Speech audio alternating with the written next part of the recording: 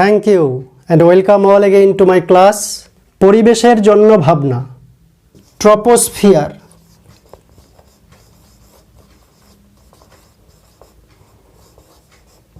Troposphere থেকে কি বিষয় জানা জরুরি? যে ট্রপোস্ফিয়ার কে বলা হয় ঘনমণ্ডল। পৃথিবীর সবথেকে কাছের বায়ুস্তর ট্রপোস্ফিয়ার, একে বলা হয় ঘনমণ্ডল। তার কারণ হচ্ছে বায়ুর ঘনত্ব এবং বায়ুর চাপ এখানেই সবথেকে বেশি, তাই ট্রপোস্ফিয়ারকে বলা হয় ঘনমণ্ডল। কি মণ্ডল? ঘনমণ্ডল। ট্রপোস্ফিয়ারকে বলা হয় ক্ষুব্ধমণ্ডল। ক্ষুব্ধমণ্ডল বা রাগীমণ্ডল কেন বলা হয়? কারণ বায়ুমণ্ডলের শুধুমাত্র এই স্তরেই ঝড়, বৃষ্টি, তুষারপাত, মেঘ, কুয়াশা, শীত, গ্রীষ্ম, বর্ষা, যত রকমের ঝঞ্ঝাট শুধুমাত্র ট্রপোস্ফিয়ারেই হয়। তাই ট্রপোস্ফিয়ারের অপর নাম হচ্ছে ক্ষুব্ধমণ্ডল। আবহাওয়া, জলবায়ুর পরিবর্তন এখানেই হয়। আবহাওয়া,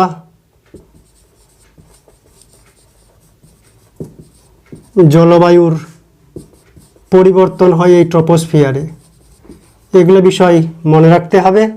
ট্রপোস্ফিয়ারে যত উপরে উঠব 1 কিলোমিটার উচ্চতা বৃদ্ধিতে 6.5 ডিগ্রি সেন্টিগ্রেড উষ্ণতা কমে। 1 কিলোমিটারে 6.5 ডিগ্রি সেন্টিগ্রেড উষ্ণতা কমে যায় ট্রপোস্ফিয়ারে। দ্বিতীয় বায়ুস্তর স্ট্র্যাটোস্ফিয়ার।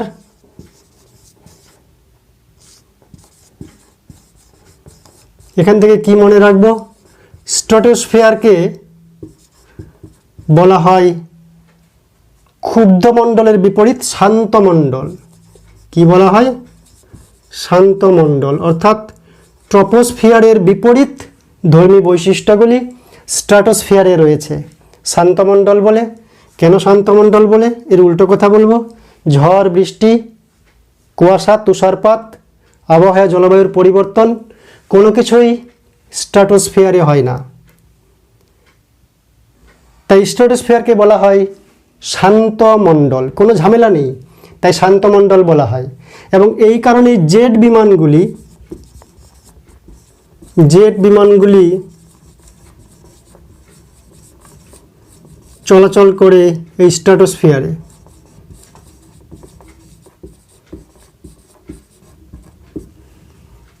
ওজোন স্তরের প্রধান ভাগ এই স্ট্র্যাটোস্ফিয়ারে রয়েছে।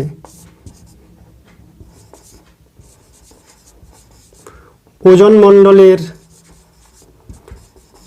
প্রধান স্তর স্ট্র্যাটোস্ফিয়ারে রয়েছে।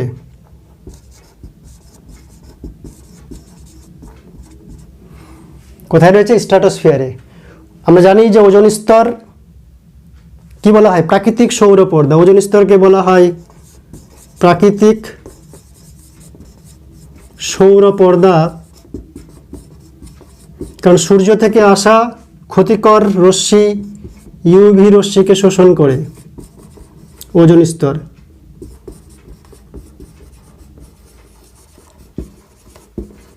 ইউভি রশ্মিকে শোষণ করে ওজোন স্তর।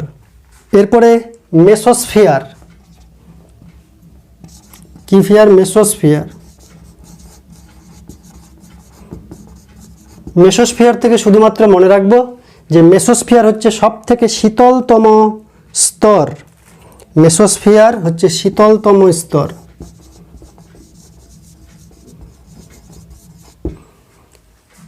তারপরে আছে থার্মোস্ফিয়ার।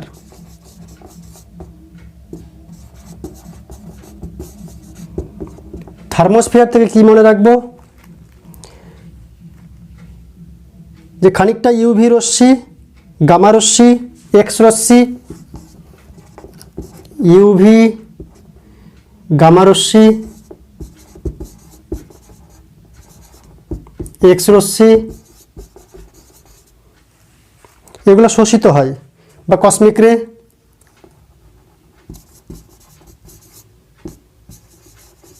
প্রধান ইউভি রশ্মি শোষিত হয় কিন্তু ওজোন মণ্ডলে, আর থার্মোস্ফিয়ারে খানিকটা ইউভি রশ্মি, গামা রশ্মি, এক্স রশ্মি এগুলো শোষিত হয়, মহাজাগতিক রশ্মি। এগুলো মনে রাখতে হবে।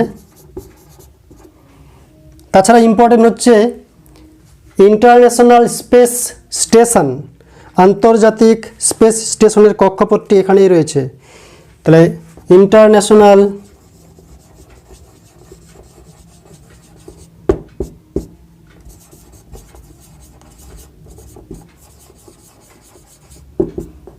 স্টেশন কক্ষপথ এখানেই রয়েছে।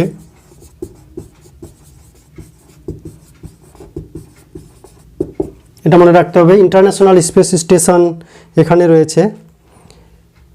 বেতার যোগাযোগ এই থার্মোস্ফিয়ারের অন্তর্গত হচ্ছে আয়ন মণ্ডল, এর মধ্যেই রয়েছে আয়ন মণ্ডল, যার মাধ্যমে বেতার যোগাযোগ হয়।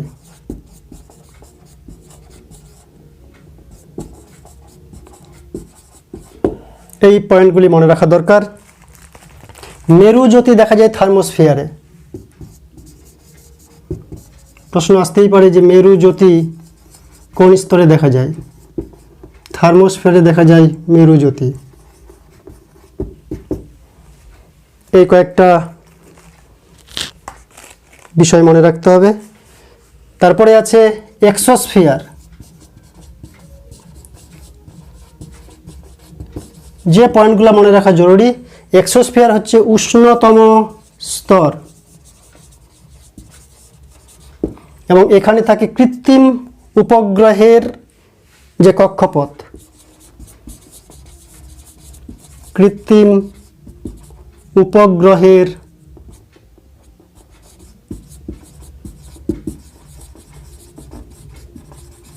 কক্ষপথগুলি এই এক্সোস্ফিয়ারে থাকে। ওজোন স্তর ক্ষয় করে কারা? প্রাকৃতিক সৌরপর্দা বলা হয় ওজোন মণ্ডলকে, কিন্তু বর্তমানে ওজোন স্তর ক্ষয় হয়ে যাচ্ছে। ওজোন স্তরের যে ওজোন অণুর ডেনসিটি সেটা কমে যাচ্ছে, ওজোন অণু সংখ্যায় কমে যাচ্ছে, যাকে বলা হচ্ছে ozone hole, ozone layer depletion. তো ওজোন স্তর ক্ষয় করছে কারা? ওজোন স্তর ক্ষয় করছে, ওজোন ক্ষয় করে কারা? CFC, nitrogen dioxide, nitric oxide, এরা ওজোন স্তর ক্ষয় করে। ওজোন স্তর ক্ষয় হলে ওজোন স্তর ধ্বংসের ক্ষতিকারক প্রভাব কি? আমাদের মনে রাখতে হবে ওজোন স্তর ধ্বংসের ক্ষতিকারক প্রভাব কি? ওজোন স্তর ধ্বংসের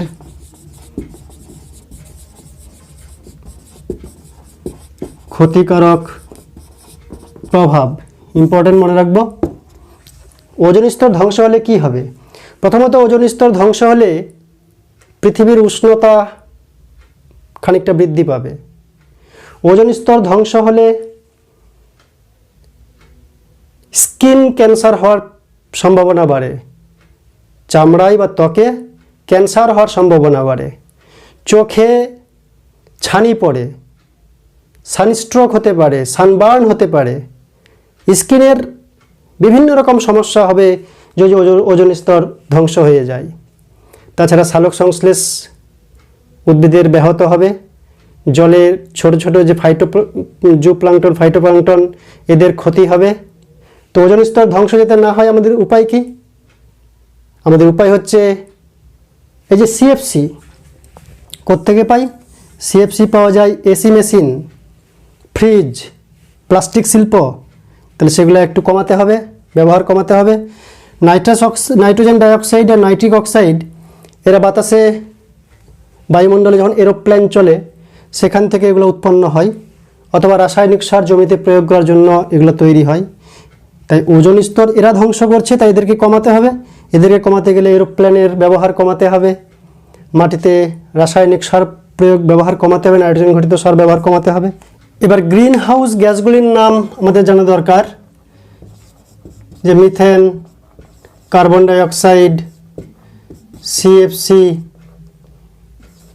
ওজোন, জলীয় বাষ্প, নাইট্রাস অক্সাইড, এগুলো হচ্ছে গ্রিন হাউস গ্যাস।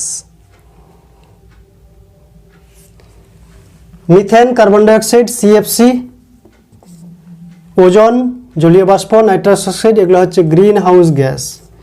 এদের পরিমাণ দিন দিন বাড়ছে বলে পৃথিবী ধীরে ধীরে উত্তপ্ত হচ্ছে, গ্রিন হাউস গ্যাসের পরিমাণ বাড়ছে বলে পৃথিবী ধীরে ধীরে উত্তপ্ত হচ্ছে।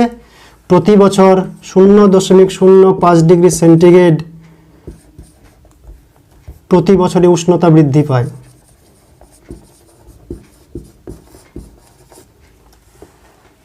গ্রিন হাউস গ্যাস এদের বৃদ্ধির কারণে প্রতি বছরে এত ডিগ্রি উষ্ণতা বৃদ্ধি পায় পৃথিবীর,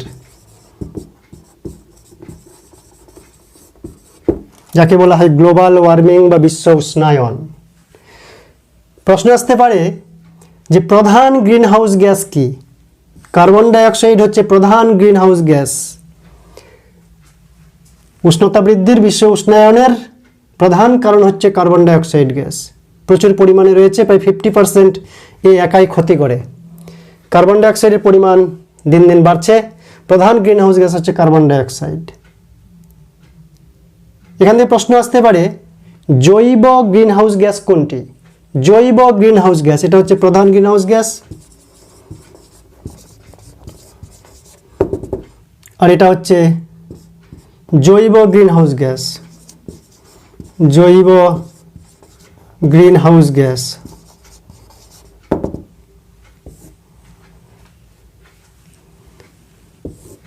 তো প্রধান গ্রিন হাউস গ্যাস হচ্ছে কার্বন ডাইঅক্সাইড, আর মিথানকে বলা হচ্ছে জৈব গ্রিন হাউস গ্যাস। এগুলো মনে রাখবো আমরা। বিশ্ব উষ্ণায়নের ফলে আমাদের কি হতে পারে? বলতে পারে যে বিশ্ব উষ্ণায়ন বা গ্লোবাল ওয়ার্মিং এর কুপ্রভাবগুলি কি? তাহলে global warming global warming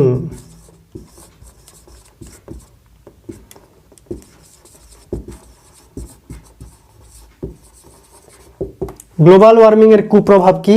important. Global warming এর ফলে প্রবল বন্যা, প্রবল খরা হবে, দাবানল সৃষ্টি হতে পারে, পৃথিবীর উত্তর মেরু দক্ষিণ মেরুর বরফ গলে যাবে, ফলে সমুদ্রের জলতল উপরে উঠবে, সমুদ্র তটের যে শহরগুলি সেগুলো জলের তলায় নিমজ্জিত হবে, মশামাছির প্রকোপ বাড়বে বলে ডেঙ্গু, ম্যালেরিয়া, ফাইলেরিয়া এই সমস্ত রোগের প্রাদুর্ভাব বাড়বে ইত্যাদি ইত্যাদি। তো গ্লোবাল ওয়ার্মিং এর কুপ্রভাবগুলি পয়েন্ট দিয়ে মুখস্থ করা দরকার। গ্লোবাল ওয়ার্মিং এর হাত থেকে বাঁচার জন্য কি করতে হবে? গ্লোবাল ওয়ার্মিং তৈরি করছে গ্রিন হাউস গ্যাসগুলি, এদেরকে কমাতে হবে। কি করে কমবে? গ্রিন হাউস গ্যাসগুলি কমাতে গেলে প্রচুর পরিমাণে গাছ লাগাতে হবে। তারপরে জীবাশ্ম জ্বালানির ব্যবহার কমাতে হবে। জীবাশ্ম জ্বালানি বলতে কয়লা, ডিজেল, পেট্রোল এগুলো হচ্ছে জীবাশ্ম জ্বালানি, এদের ব্যবহার কমাতে হবে। তারপরে এরোপ্লেন, জেট বিমান এগুলি চালানোর পরিমাণ কমাতে হবে। তারপরে সিএফসি কোত্থেকে তৈরি হচ্ছে? এসি মেশিন, ফ্রিজ, প্লাস্টিক শিল্প, রং শিল্প এদের ব্যবহার কমাতে হবে। তো গ্রিন হাউসের পরিমাণ যাতে কমে সেটা আমাদের চেষ্টা করতে হবে। তবে গ্রিন হাউস শূন্য হয়ে গেলেও হবে না, মনে রাখতে হবে গ্রিন হাউসের প্রয়োজনীয়তা রয়েছে।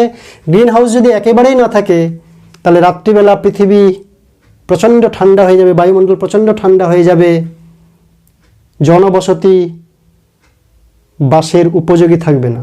তাই গ্রিন হাউস গ্যাস দরকার, কিন্তু সীমিত পরিমাণ, একটা নির্দিষ্ট পরিমাণ।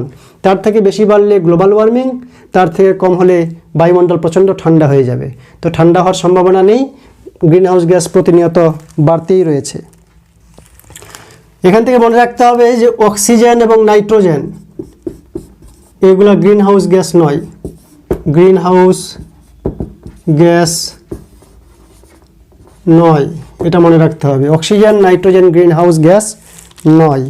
জীবাশ্ম জ্বালানির তাপন মূল্য রয়েছে, জ্বালানির তাপন মূল্য রয়েছে, সর্বাধিক তাপন মূল্য। তাপন মূল্যের একক হচ্ছে সিজিএসে ক্যালোরি পার গ্রাম, এসআইতে জুল পার কেজি, আর ব্যবহারিক একক হচ্ছে কিলো জুল পার গ্রাম বা কেজি অনেক সময় হয়।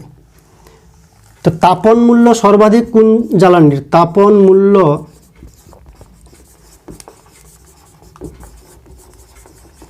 সর্বাধিক হচ্ছে এলপিজির 50 কিলোজুল পার গ্রাম।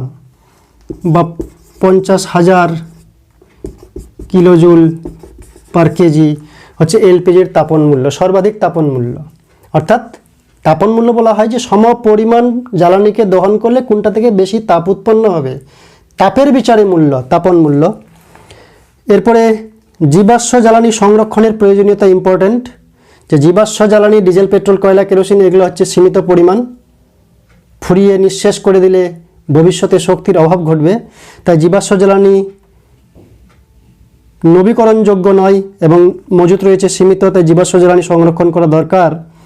তাছাড়া জীবাশ্ম জ্বালানি বেশি পরিমাণে ব্যবহার করলে পরিবেশ দূষণ হয়, জীবাশ্ম জ্বালানির দহনে প্রচুর ধোঁয়া উৎপন্ন হয়, পরিবেশ দূষিত হয়, সেজন্য জীবাশ্ম জ্বালানি ব্যবহার কমানো দরকার।